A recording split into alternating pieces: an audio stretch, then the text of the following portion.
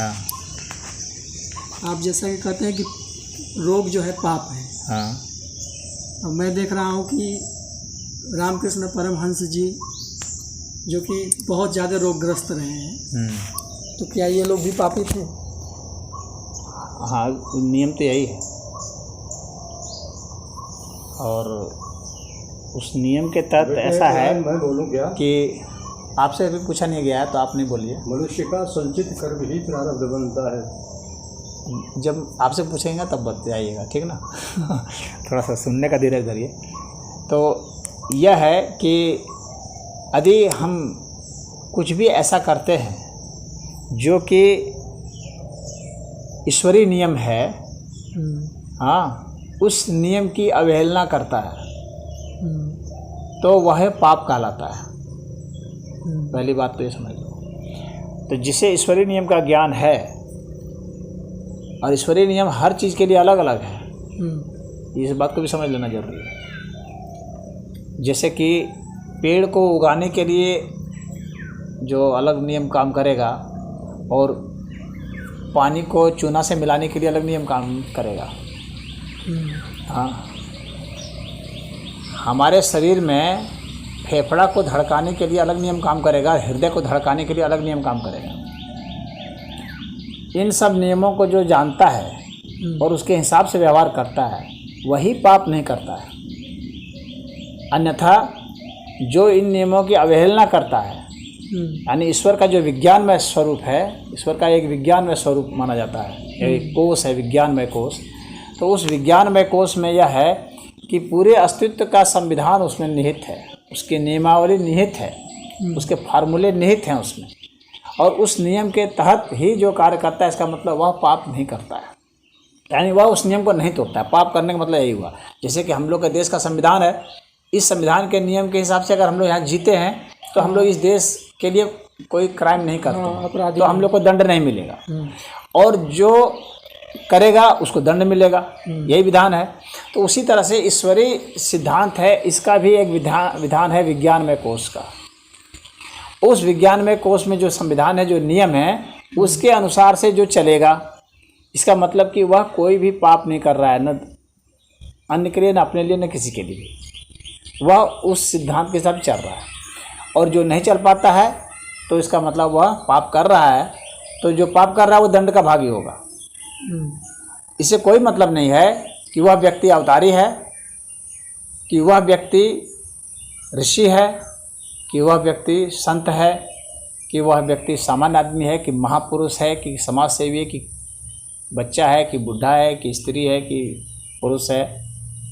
कोई लेना देना नहीं कि कोई दूसरा जीव है, कुछ नहीं। उस नियम के अंतर्गत ही जब तक है वह, तब तक ही वह पाप से बचा हुआ है, तब तक ही वह दंड से बचा हुआ है, तब तक ही वह रोग से बचा हुआ है। तो फिर ये जो थे विवेकानंद और रामकृष्ण, वो चाहे विवेकानंद भी रोगी थे, बहुत सारे रोग थे विवेकानंद को, और वो अस्थमा से मर गए।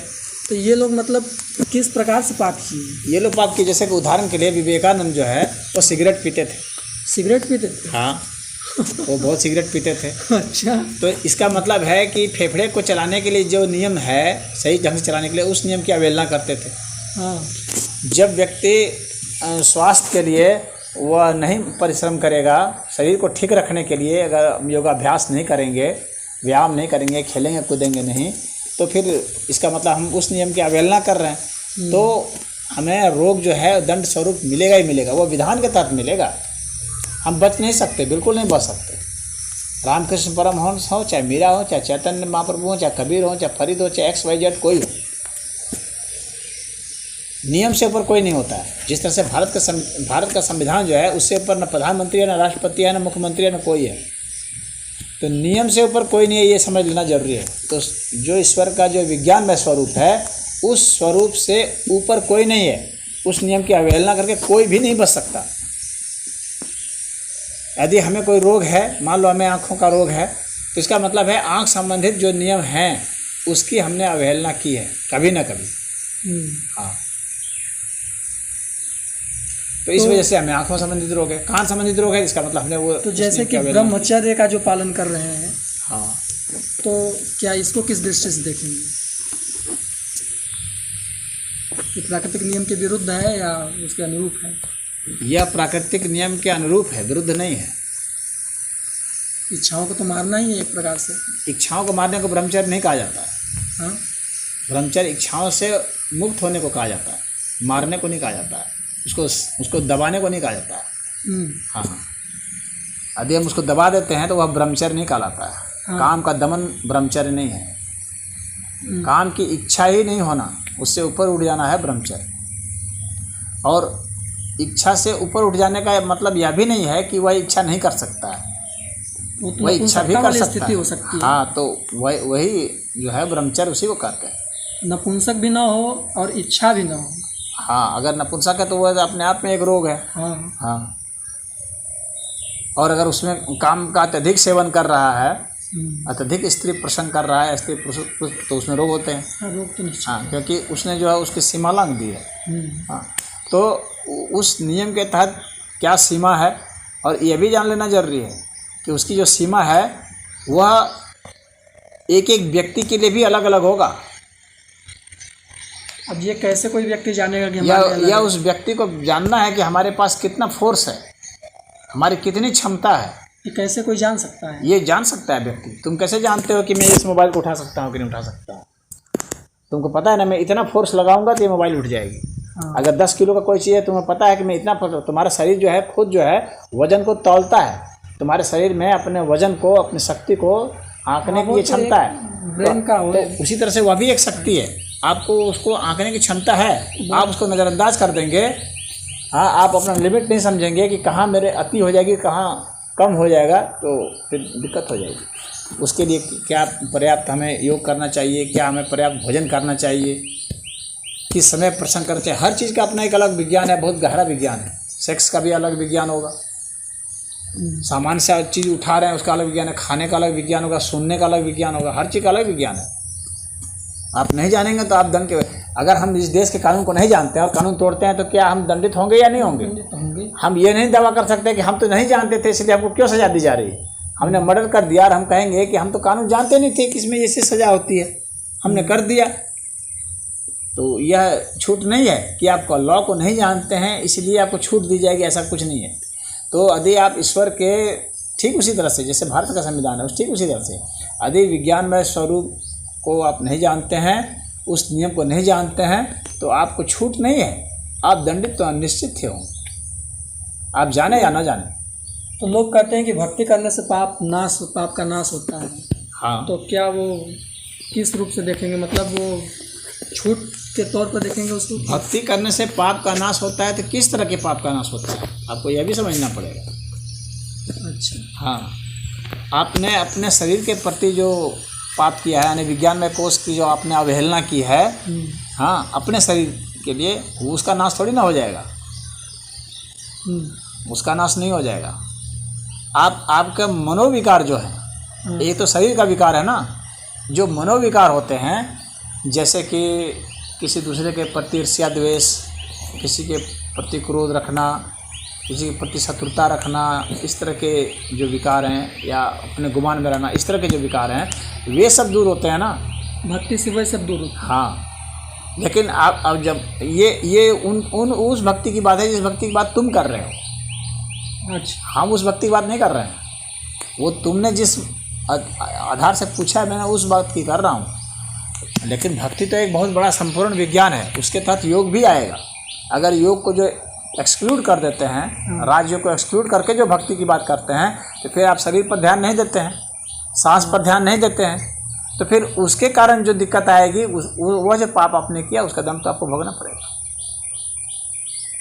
तो पाप के अलावा तो कुछ दिख ही नहीं रहा हमें, पाप के अलावा तो कुछ दिख ही नहीं रहा है। क्यों नहीं दिख रहा है? पाप भी है, जो भी पुण्य कर भी रहे हैं है, गुरुजी, पाप और पुण्य से परे भी है। बड़ा मतलब जाने अनजाने में बहुत सारे पाप कर रहे हैं। बिल्कुल करते ही हैं, इसीलिए तो लोग ही होते हैं। यही तो मैं कह रहा था, मेरे वक्तव्य का हुआ मतलब यही था कि रोग जब भी होता है पाप से ही होता है। और पाप का एक बात और बता दूं, पाप का मतलब सिर्फ यह नहीं होता कि जो मैं व्यक्तिगत निजी रूप से करता हूँ, सिर्फ यही नहीं होता है।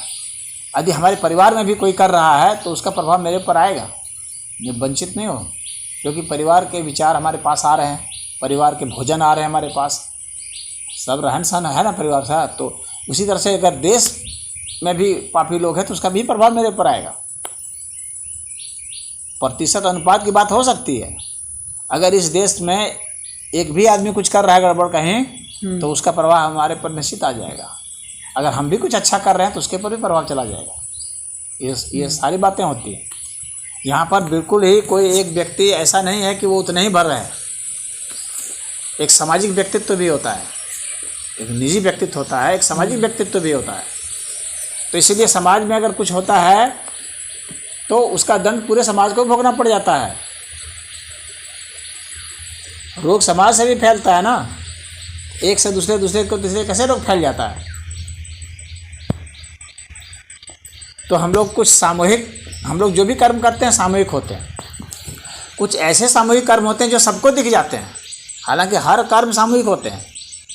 जिसको हम लोग निजी कर्म भी कहते हैं वे भी सामूहिक होते हैं, और जिसको हम लोग सामूहिक कर्म कर रहे हैं वो तो ऐसे सामूहिक कर्म तो होते ही हैं। लेकिन आम आदमी जिसको सामूहिक कर्म समझता है वो बहुत बड़ा जो दिखता है, बड़े बड़े आयोजन बहुत बड़े बड़े होते हैं तो उसको सामूहिक कर्म समझता है। जैसे कि बहुत बड़ा यज्ञ ठान दिया गया, हाँ बहुत बड़ा कार्यक्रम हो रहा है, मान लो कि कुंभ हो रहा है, तो लोगों को दिख रहा है कि इतना बहुत बड़ा सामूहिक कार्यक्रम हो रहा है। यह समाज को दिख जाता है क्योंकि उसमें बहुत सारे लोग शामिल हैं प्रत्यक्ष रूप से जो दिखते हैं। लेकिन जो आप प्रत्यक्ष रूप से शामिल नहीं भी हैं वे भी सामूहिक कर्म ही हैं, इसलिए फल सामूहिक ही होंगे। वास्तव में निजी फल कुछ होता ही नहीं, कर्म फल सदैव सामूहिक होता है। निजी कर्म कोई नहीं कुछ कर सकता है। निजी जो है ना, या एक जो है भ्रांति पूर्ण शब्द है। निजी तो होता ही नहीं है।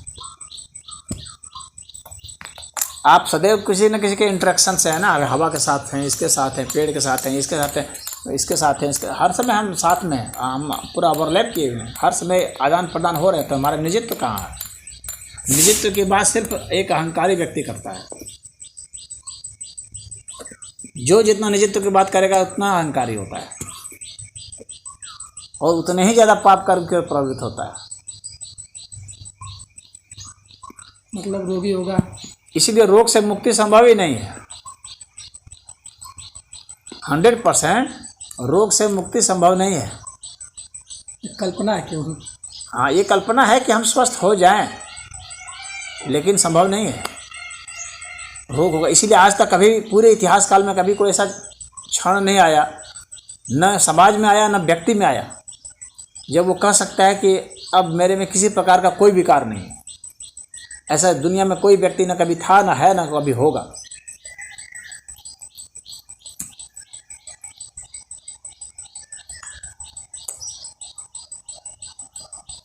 विकार तो सदैव होते रहते हैं और हर समय होते हैं, हर क्षण होते हैं। यहाँ से यहाँ हमारा खून सही चल रहा है, पता चला कि पैर में ठीक से नहीं चल रहा है। पैर में चल रहा है, पता चला गर्दन में नहीं चल रहा है। समझ रहे हो? तो पता चला कि दांत में कहीं कुछ सड़न है, तो कहीं दांत में कुछ हल्की सी दर्द है, कुछ हिस्सा टूट रहा है, तो कहीं स्वाद ठीक से नहीं आ रहा है, तो कहीं जीभ में थोड़ा छाला पड़ गया, कहीं कुछ हल्के फुल्के, जिससे कि आदमी निबट जाता है। लेकिन सदैव कुछ ना कुछ विकार होते रहते हैं शरीर में, दिमाग में, मन में, विचार में। विचार हमारे विकारग्रस्त होते रहते हैं। किसी न किसी के प्रति द्वेषपूर्ण भाव आते रहते हैं। कभी व्यक्ति के प्रति नहीं आया तो किसी समाज के प्रति आ जाएगा, समाज के प्रति नहीं आया किसी धर्म के प्रति, किसी भाषा के प्रति, तो कभी शैताने के प्रति आ जाएगा, बदमाशों के प्रति ही आ जाएगा। हाँ, तो कभी सामाजिक व्यवस्था के प्रति आ जाएगा। कुछ ना कुछ तो उस आएंगे ही ना। मतलब द्वेष अगर दुष्टों के प्रति है वो तो फिर सही है गुरु जी। दुष्टों के प्रति भी द्वेष सही नहीं माना जाता शुद्ध अर्थ में। फिर द्वेष का क्या? क्योंकि वो दुष्ट भी तो ईश्वर ही है ना, वह दुष्ट भी तो ईश्वर स्वरूप नहीं, तो वो ईश्वर ही प्रकट हुए हैं दुष्ट रूप। तो अगर सही देखा जाए तो यहाँ ईश्वर के सिवाय कुछ नहीं है, तो हमें दुष्टों के प्रति भी कोई विद्वेष भावना नहीं रखनी चाहिए। यदि रखते हैं तो इसका मतलब है कि हमारे में विकार है, हम उसकी स्वीकारोक्ति नहीं कर रहे हैं, हम उसको स्वीकार नहीं कर रहे हैं, हम अपने विरोधियों को स्वीकार नहीं कर रहे हैं, हम अपने सिद्धांत से खिलाफ में जो लोग जा रहे हैं उनको स्वीकार नहीं कर रहे हैं कहीं ना कहीं। ये भी एक विकार है कि हम स्वीकार नहीं करते। हमारे में कहीं ना कहीं अस्वीकारोक्ति होती है, कहीं ना कहीं हमारे मन में कुछ ये है चीज़ कि ये अच्छी है ये बुरी है, इस तरह की भावना है। तो बुरे के प्रति जो बुरा भाव हमारे मन में है, बुरे व्यक्ति के प्रति, बुरे विचार के प्रति, बुरे सिद्धांत के प्रति बुरा भाव जो हमारे में है, हम समझते हैं कि यह अच्छा है। कहीं ना कहीं हमने एक निष्कर्ष निकाला हुआ है कि यह एक अच्छा है और फिर हम उसके हिसाब से बोलते हैं। वहाँ भी एक विकार है। हम कहीं ना कहीं सत्य और असत्य के बीच में भी डोलते हैं, वहाँ भी एक विकार है। सत्य असत्य की परख में क्या विकार है गुरुजी? अगर कोई सत्य है तो ठीक है, सत्य है तो अच्छी बात, सत्य है तो अच्छी बात है, असत्य है तो बुरी बात। इसमें कहने में क्या बुराई है, क्या पाप है इसमें? इसमें यह है कि हम असत्य को स्वीकार नहीं कर रहे हैं, और सत्य को स्वीकार करना भी तो सत्य, जबकि इस अनंत अस्तित्व में असत्य भी है ना। हाँ, तो अगर हम वास्तव में अनंत अस्तित्व को स्वीकार करते हैं तो हम असत्य को भी स्वीकार करते हैं। अगर नहीं करते तो इसका मतलब फिर हम अनंत को कहीं ना कहीं स्वीकार नहीं कर रहे हैं, कहीं ना कहीं हम कोई कंडीशन लगा के स्वीकार कर रहे हैं, कहीं ना कहीं किसी न किसी नफरत के भर करके हमारे दिमाग में कहीं ना कहीं है, गुरुओं के प्रति या बुरे विचार के प्रति या असत्य के प्रति या घृणा के प्रति या क्रोध के प्रति, इनके प्रति है। क्रोध के प्रति ही क्रोध है, तो इस तरह से हम क्रोध से मुक्ति के लिए प्रयास करते हैं, मुक्ति के लिए प्रयास करते हैं क्योंकि बंधन से विरोध है। ये समझना बहुत ही ज़्यादा गहरी बात है। इस तरह से कोई गुरुजी कोई मुक्त नहीं, मतलब चाहे कितना हो बड़ा व्यक्ति हो, चाहे जैसा भी हो, उसमें तो कुछ ना कुछ विकार तो परमानेंट रहेगा। विकार तो रहेगा। इसलिए तो मैंने कहा हाँ, कि रोग होंगे ही होंगे, और जितने प्रतिशत में हम वो होंगे विकारग्रस्त, उतने प्रतिशत में हमारे रोग आ जाते हैं। ये सिर्फ हमारे व्यक्तिगत नहीं, समाज भी जितने प्रतिशत में विकारग्रस्त है वो भी हमारे में आएगा। तो मनुष्य का एक व्यक्ति से और समाज से एक चलता रहता है इंटरेक्शन। काफ़ी ये जटिल प्रक्रिया है, इसलिए इतनी दवाइयाँ बन गई, इतने हॉस्पिटल खुल गए, इतने डॉक्टर हैं, लेकिन आज तक कोई भी व्यक्ति ऐसा नहीं कह सकता कि मैं पूर्ण स्वस्थ हूँ। ऐसा कभी नहीं कह सकता, किसी भी पीरियड में नहीं कह सकता। यह नहीं कि मैं 8 बजे से लेकर 9 बजे तक मैं पूर्ण स्वस्थ रहा, ऐसा कभी नहीं होता है। सदैव कुछ ना कुछ विकार होते हैं, क्योंकि परिवर्तन होता रहता है ना। हम लोग के शरीर में भी इतने बैक्टीरिया हैं, इतने वायरस हैं, इतने फंगस हैं, एक्शन करते रहते हैं। हम लोग पानी पी रहे हैं, श्वास ले रहे हैं, तो वो विकार उत्पन्न कर रहा है ना। अब उस विकार को हम कितना डिटेक्ट कर पाते हैं, यह भी हमारे समझ लेना, यह भी एक बात है। कुछ लोग ऐसे होते हैं जो कुछ रोग को नहीं समझ पाते हैं, मतलब अभी नहीं समझ पाते उनको रोग हुआ है, जबकि रोग हो चुका है, विकार हो रहा है। अगर बहुत सूक्ष्म से उसकी जांच हो, मशीनों से जांच हो या कई प्रक्रियाओं से, केमिकल टेस्ट से जांच हो, पता चलेगा इसमें विकार हो चुका है। लेकिन उस व्यक्ति को भी पता नहीं है। तब उसको कब पता चलता है? जब सिम्टम आ जाता है, जब दर्द के रूप में या कुछ ऐसा, जब कुछ कर नहीं पा रहा है, हाथ पैर कुछ हिलाने में दिक्कत हो रही, कुछ हो रही है सामान्य रूप से, तब वो कहता है कि मैं रोगी हो गया हूँ, अब मुझे इलाज कराना चाहिए। लेकिन वो रोगी तो बहुत पहले हो चुका था।